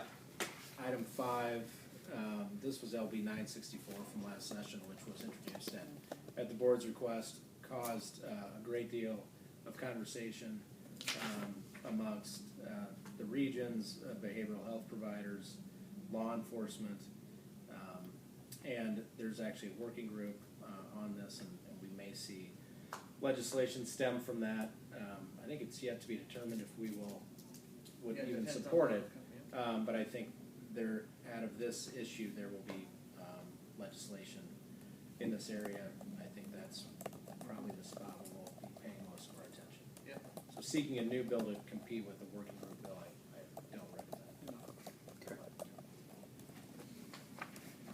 Right? Mary Ann, I'm sorry. The only thing I'd suggest is that we look at, and Joe's gone now, but I sent a memo to you and to PJ asking about getting together to talk about some money for Region 6 for mental health facilities. You know, this thing that happened with this, well, I won't talk about it now, it's an open meeting, but anyway, there's some things that have happened that we really were put in a real bad box by a lot of other players in the community. And if we had a mental health facility to which these people could be taken, it could have been and would have been avoided. Well, I know that there was some comment made that the region has like 6 million? No, then we don't. We don't. All the money that we've gotten has 18 been allocated. There is a one-time fund of $2 million, and that's already been earmarked for the purposes of what do we do for an emergency psychiatric facility. So it's not like there's money laying around. Okay, well, the reason I bring this up is that during the tour that we had with the senators, all three lamented the fact that there really are no serious mental health facilities that we can rely on across the state. Senator Halloran said to me, "I wish I had something halfway like this in my area." Well, he's out in Hebron or somewhere, you know. But maybe what we have to do is talk to NACO about doing some kind of a regional system of hospitals or something for mental health, and something. We gotta come up with a formula to get these people taken care of, because they're out there. Well, What do we have, 75 people waiting for beds? but again, that shouldn't be just solely on the backs of counties. And No, I we need know to that. change the Yep. trajectory of conversation to Yep. be, state, you're the one Yep. who cut it off at its knees. Yep. You're the one who has to come back on board, so. I agree. I mean, yes, we'll talk. Okay, good. LB 680 was introduced at our request by Senator Christ. This makes a lot of sense, but given the Judiciary Committee last session, there wasn't support to move it out. Really, CHI was the major other provider that was interested in doing. Obviously, they have facilities in Council Bluffs, but to your point, as lack of beds, in some instances, this can alleviate that if there's beds across borders. And just watch it. Not make it our priority. Got it. New items, Marcos, would you mind going through? Yeah, this is cool.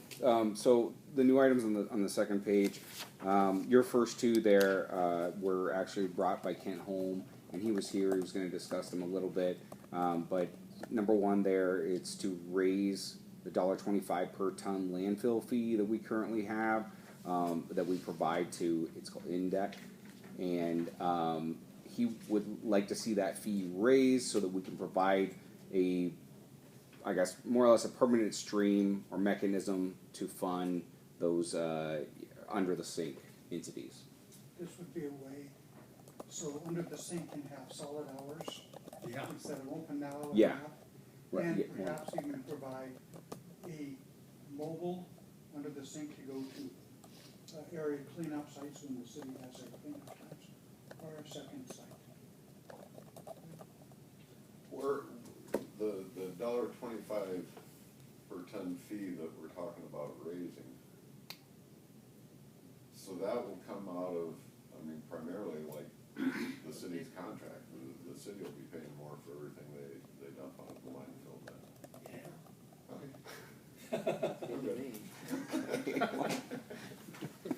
Okay. Priority.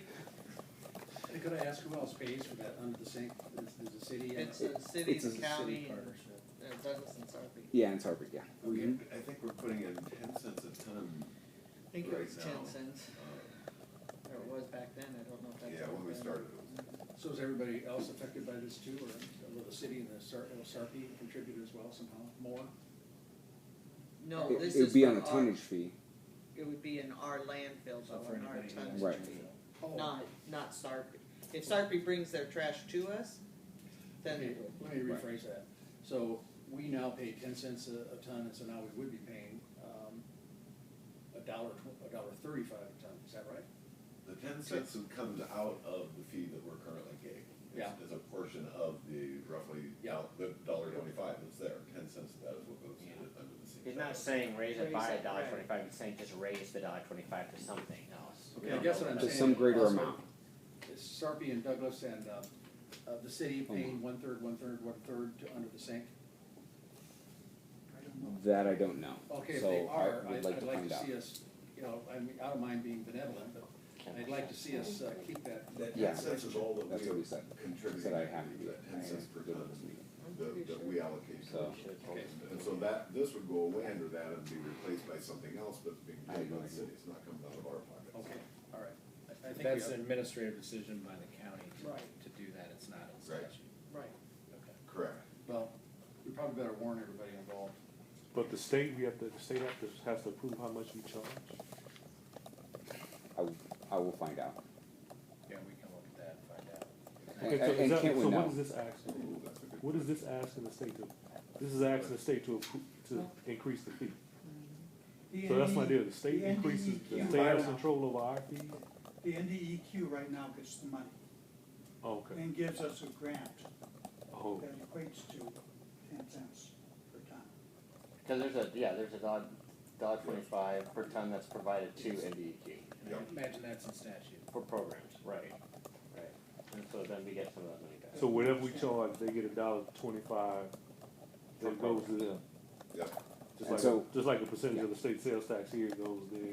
So as I understand And then this, then they give us 10 cents back to Right. do that, okay. as a grant, right, so this would replace reliance on grant funds to run under the sink. Okay? Sounds good. Okay. Number two is somewhat related also to environmental services. It's called a paint care program. This is one that Kent was describing to me. I guess there's 9 states in DC that have adopted legislation. It's where the state, through legislation, contracts with this association that is called Paint Care Inc. that they essentially coordinate with the paint producers to bear the cost of collecting and handling used paint. And I guess latex paint is becoming more and more of a major deal of how do you dispose it. And anyway, I guess according to what Kent had provided me, it would reduce the operational expense of collecting, handling, and disposing of latex paint. Started in Oregon as a 3-year pilot program in 2009. So this was the second one, and again, he was going to be here to discuss it a little Yeah, bit I'd further. like to have a presentation on what the Okay. actual program is. Yeah, I assume that the paint companies would oppose it because it would be costly. Well, yeah, absolutely. Interestingly enough, when I just did some preliminary research, and it appears that the paint companies have came up with this nonprofit association that then partners with it. I don't Yeah. totally have a good grasp of how it works, but I thought that was my instinct as well, but somehow. It's a little counterintuitive. Yeah. Did they come up with it because they had to, because those states passed laws? Is that why they came up with it? Great question, Could be. and the states, it's Oregon, Minnesota, California, Yeah. Maine, Rhode A Island, little bit more DC. progressive than we are. Georgia, Yeah. a little bit. Hey, speaking of Georgia, progressive, not Georgia. can I bring up something not on the agenda about progressive? Claire is a progressive, he gets a magazine called Progressive Farmer. I want to out him right now. I knew it. Okay. On the paint care program from the Progressive Farmer Care, it seems like, on one hand, we just beefed up, or we're trying to get under the sink a better funding stream, and this is the bulk of what they do. And then we Just turn, paint. and then we turn around and say, but now we're gonna make it so you don't have to do paint anymore. I'd like to hear from Kent before I'm not ready to support that without hearing a little bit more. Okay. I think that under the sink thing, I think he needs to come and also give us a presentation of the functioning of that And thing. the funds. Yeah, the funds, what are we collecting, how much of it? Doing it at a county board meeting? Well, that's under Mark's. That's more- Stuff. We have a meeting tomorrow after. Yeah, but we already have the agenda. Right, I mean, I know Kent is he's gonna attend your meeting, he is going to, I know, and he was gonna discuss some of the legislative ideas he He was had. on the agenda. He just did not want any of the these items to like fall through the cracks in preparation for 2019. Okay. So that's why you're seeing it on both. So, well, they're just kind of on hold. And I forgot Okay. my meeting is immediately after the county Yeah. board meeting, so it's 1 o'clock. Whatever works, probably 2:30. Well, Chris hasn't told us how long the meeting's gonna be for yet. Oh, I wish you would give me that. 1 o'clock. 1 o'clock. 1 o'clock, okay. All I know is. And I expect everybody to be here. All I know is about the length of the meeting is that Mark told me he is definitely gonna wear Depends tomorrow, so. Well, Claire, you said you were too. I think this meeting's gone on about long enough. You can wear the I was referee gonna say. shirt. You can wear the referee shirt like Bernice did that one time. Remember that? That way? When Bernice showed up with the referee shirt that That one was No, Carol. Carol. Oh, it was Carol, I know what Yeah. Carol. That was Carol, that's right. Oh, my God. Okay. Okay, Right. Okay, number three. Number three is supporting legislation to create a centralized license plate distribution system. It would, I guess, be a lot like the state of Nevada's, and it would put back onto the state the cost of storage and transportation of license plates. I'm again, because I know somebody who's in court. So I'm naturally. Well, I asked Marcos to look this stuff up, and, is Nevada the only state that does that? No, the state of Nevada, DC, and I think Rhode Island had something similar because they're very small. But Nevada for sure has like a centralized, they will mail it to you system, and you can even use kiosks and it gets mailed to you kind of thing. I think what we should do, if I may, Yeah. it'd be a good idea to have John Ewing in on this and talk to Okay. him about it, because it would affect his operations quite a bit. But the other thing is, I think it makes a lot more sense, because he'll explain to us that the plates are made in Lincoln, and then they're distributed to various parts of the state. And of course, when it went to alphanumeric, none other than Harold Anderson complained to Governor Johans and said, I want to keep my plate. And so some other counties got written off of, you don't have to do this. So only the largest counties got, I think it's fine, stuck with the ABC 1, 2, 3, and the rest of them are all the numbers. And anyway, it's degenerated now, so we got all sorts of plates. The point is, it would save a lot of money because they send them out to all these counties and they turn around and send them back when they're recycled. I mean, it's a waste of money. And the other thing is, I think frankly, and I've talked to John about this, this could lead to some of the branches being, closed. Because frankly, the DMV has moved out of Douglas County pretty much. We closed the one in this building, the DMV closed the one on 50th and G, and they did close the one in Millard. So now, Ann and I, if we don't go to North Omaha, we have to go to Highway 370 and 48th Street to get our driver's license. 30th is the only one. Unless you do it by mail. Jeez. Yeah. Look out on it. Well, I That was the lowest volume of every satellite. Wow. Well, you can do it by mail. I can't because of my age, and you have to. So this means that's just great. All these old people have to drive out to. All these old irresponsible drivers have to drive out to 48th Street and the highway.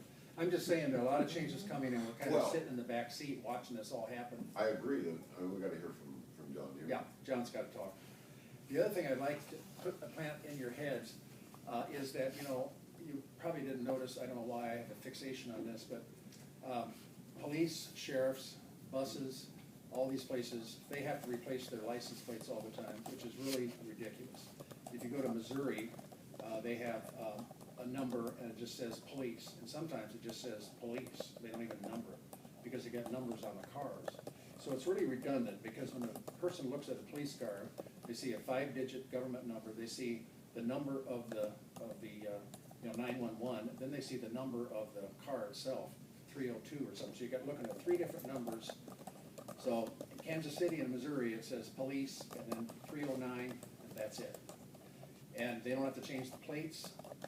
All the trucks driving around, and all the buses and all this stupid stuff, changing the plates. We should talk to somebody about whether or not that makes any sense to, and governments too, the county governments have to change all those plates too, it's stupid. And plus, you know, if you drag in the cops and the sheriff, I'll tell you why. Because if you look at the state patrol, they have a very menacing black plate with white letters and red state patrol. I mean, I'm sorry, it's classy, okay?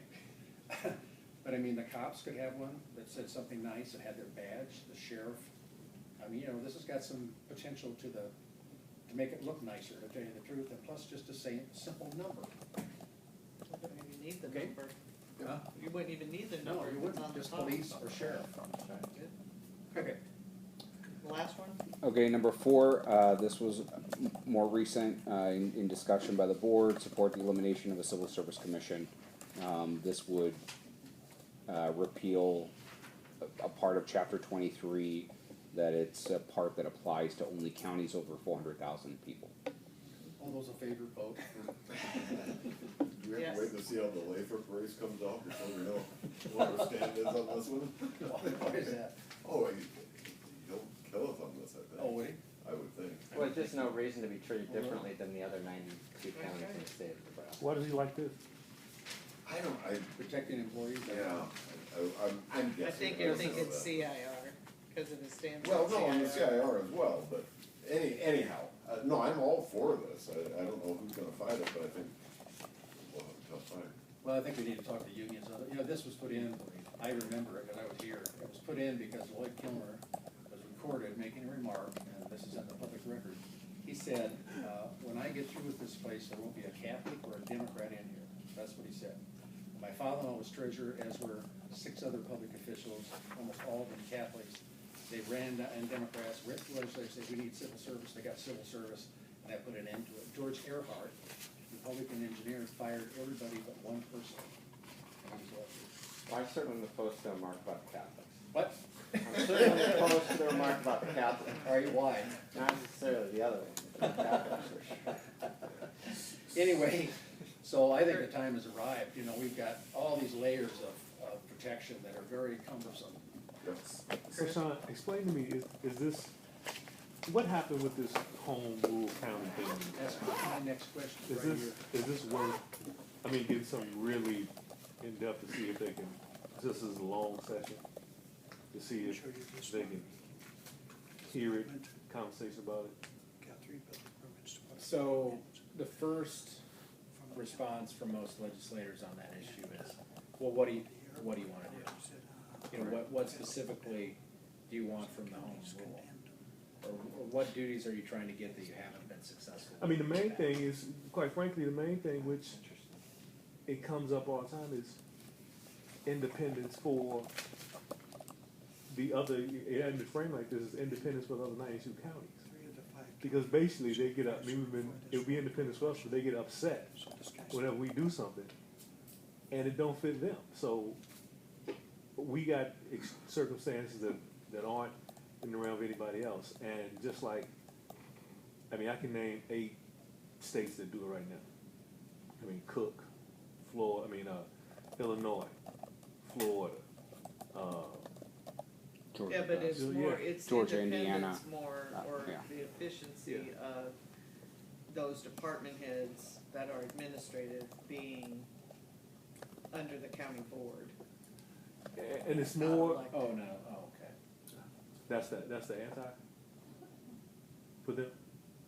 Somebody That's will what say makes home that. rule Mhm. more That's efficient. what makes it more efficient, Oh. but that's what people will be anti. Right, it'd be less uniform. Right. Well, I mean, yeah, in other places they aren't, but the fact is that when we do something, you got 92 counties get pissed off because they say, well, we're not Douglas, and it's like, I understand that. I mean, so it would give us, there's some circumstances that aren't gonna be there.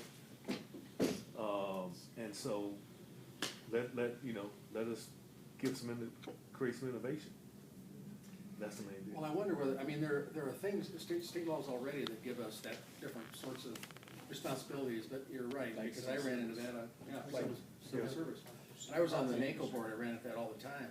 And, my tactic when I went to testify was many times look for some county that was getting burned by something that we were getting burned by, then I would, instead of testifying for Douglas, I'd testify for Nichols County, and I'll go, I'd say they're the ones getting harmed by this. And, the rural areas are already taking a beating, and they'd go, what, and so anyway, it never worked necessarily, but sometimes. But also, I'm curious whether, is there a classification of municipal counties in Nebraska statute? It seems like I've seen that. And I wonder whether that wouldn't be the first thing, just to get us By declared. population. Yeah, by population, that, in a county that classified as a municipal county, the powers of a home rule charter Yeah. apply. That's home rule. Right. Yeah. I mean, I That's up wonder, to. I'm not saying we couldn't sneak it in, but I mean, if it's already there, But it's not there. if it says that a city, a county over X number of thousands of not people, there. it's not? No, we don't have any of those things. Well, maybe we could get that introduced first, and, go Well, I from there. mean, the pathways forward are probably in Illinois statute, probably in Florida statute somewhere. Florida's might be a little better because their legislature may be closer conservative wise, but it's, just the LB 1112 meetings. Yeah. You got judges talking about, well, like all this is shape for Douglas. I'm like, yeah, you might be true. I'm like, I'd love to be free. If you want to support it, that'd be fine. I think the fear is raising taxes, that we would be given authority to raise taxes. That's what scares everybody, which is ridiculous. Well, we do on property taxes, but we don't like, on a bottle bill, for example, or Alright. something of that nature, plastic bags Absolutely. or. It's very expensive. Other taxes. And does the city of Omaha, would that scare them for county? I don't know. I mean, but the things you're looking at, I think, are, there's just certain things that the city's not in jurisdiction that we have to go through the state on. Obviously, it would be some criminal justice stuff. It'll be health stuff. Some of those other things, but right now there's stuff that you have to water down for other people outside the state that really, is just for us, but we end up watering I it down. don't think this would matter, because the city is a totally different form of government that doesn't have the And responsibilities you're talking that about we have. specific subject Yeah. areas. Right. The phrase home rule might freak them, but anyway. Yeah, I mean, my thought is, some of the, if it can be brought up, and I'd bring it up at the December meeting, I mean, it's a kind of a way to free the other 92 counties Yeah. from the stuff we're dealing with. Yeah. Along those lines, I mean, I've thought about a couple things. One of them is, it doesn't concern us, but it does the city. I've thought and talked about, and I wish I'd done it when I was there, is that we would levy something for a condemnation charge, because the city of Omaha got stuck with all those meat packing plants. Wilson's and Cudahy make all this money, then they go, and then we have to pay $4 million to tear their buildings down. And that is happening right on the north side, all that sort of stuff. If we could have a condemnation tax of 0.00001 and accumulate that, we could tear down all sorts of bad places. Well, anyway, that's off our radar. But I believe one of the things that I think that would make some sense is that we need to figure out a way to bill other governmental bodies for our services. Specifically, and please don't fall back and hit your head, but the assessor. The assessor assesses property for all of the political subdivisions, and they take advantage of it. They don't spend a dime. I mean, the taxpayers pay. The governmental bodies, the city of Omaha doesn't pay anything to get that information from us. And I think there's other things too, that registering deeds and other things that the city and the county, or excuse me, the school districts don't pay for. And we're the ones who bear all the burden for it. I'm just planting that seed. It's probably not practical. The last thing I'll mention is, every Tuesday almost, we get something coming from the assessor's office asking us to penalize somebody who failed to pay their personal property taxes. And we don't have the authority to abate it, supposedly. So why are they bringing it to us? Yeah, I think we need to put just one word in front of that statute, say no, something to stop them from coming to us, because it misleads these people. It sounds like we can do it. And of course, with the homestead, I always just plow right on through and thank God most of you vote yes. But, We need to figure out where, except for him. You missed last week. Yeah, I did. You know, and by the way, that relative is still in the burn unit at St. Elizabeth, but he's getting along okay, but I couldn't believe, I should have called you all, I'm really sorry. Well, no, I meant you missed the classic case. What happened? They waived it. I lost 5-1. You'd Oh, have my been God. proud of them. In my absence, thank you, everybody. See, Claire. Commissioner, I think if you looked at home rule specifically in certain areas, I think that would be Oh, the Well- way to go, whether it's criminal justice or. Well, let me ask you this, could you I mean, do, because excuse me, but every other time we're just going back to have an exception for okay, a county with a city, metropolitan. well, let me, can I ask you to make a board meeting and come back? Or can we ask it at the tri-county meeting? That's why, like, can we ask it there? Yeah. sure. Okay, but this is, I guess the question more so for me, for you, but more so you, because you were there when it happened. If you introduce something like modernizing county government, would that trigger that whole report? The 2020 Yeah. report? And that- Probably. And I don't know, can you introduce, say, like a study to modernize county government to where it gets to stuff we're looking at that, we're making decisions, I don't know if the side effect is triggering that report. I don't know if that's gonna bring up angst in NACO. But the way that, I think if we would look at classifying, like cities are classified counties, Municipal county. that would be whatever you wanna call it, but that may be our pathway in versus, I think going specific issues would be too difficult. Okay. The only question I have on that is that I Is it too wonder late to add that whether, to the agenda? To the Tri-county. tri-county retreat. Well, I could send something to, Put it in. Scott and just say, I wonder whether along those lines, yep, if. you got it. To What you discuss just home rule? said triggered something. Yeah. Or we have- Talk to Chris. or we would ask for a municipal county or whatever the name is. It's a safe name to give us that open door. One of the things that I think would be hard to fight us on would be to say, we want permission to levy I know it's not popular probably, but levy a separate property tax for the care of the mentally ill. Now, if we did something like that, that could be not every county is gonna wanna do it, they don't wanna do it. But we do, let's say, and if we did, made that presentation, that we need to set up this category of municipal counties so that we can levy a tax for the care of the mentally ill. I mean, we've gotten beat up pretty badly on some of these incidents and really no fault of our own. But think about that, that's an approach, that we might wanna take sometime in the future, if not now. Well, I'm gonna tell you, even the fact now, they'll cry bloody murder for it, but, if maybe the expansion passes, the debate may be to give you some free way to assess the hospital. I know. Well, it will be, it absolutely will be, and it should be. Yeah. 50. So, you, Okay. okay, I just So saw maybe where we the just put pathway it- was to get there. Right. Since legislation is already part of the tri-county retreat, just talk about it. Okay. that's what I was gonna say, you could just add it under Okay. legislation. And And what- undoubtedly, we'll have another, Something and then just another busy session. Oh, I mean, absolutely. it's been a wild couple of bienniums down there. Yep. So Commissioner, what do you want prepared for Tri-County? Like what is the form you want, like this document here? So, We're taking just that. put the ones that, like, put from, last year's, Yep. carryover ones or whatever. Yep. And then on the back sheet, then put which ones that we are either, the ones we're gonna pursue. Okay. And you can say watch if you want, cause I think there's a couple of them that we'll watch. Okay. Are we kind of adjourned? Yeah, we're. Yep. Informal. We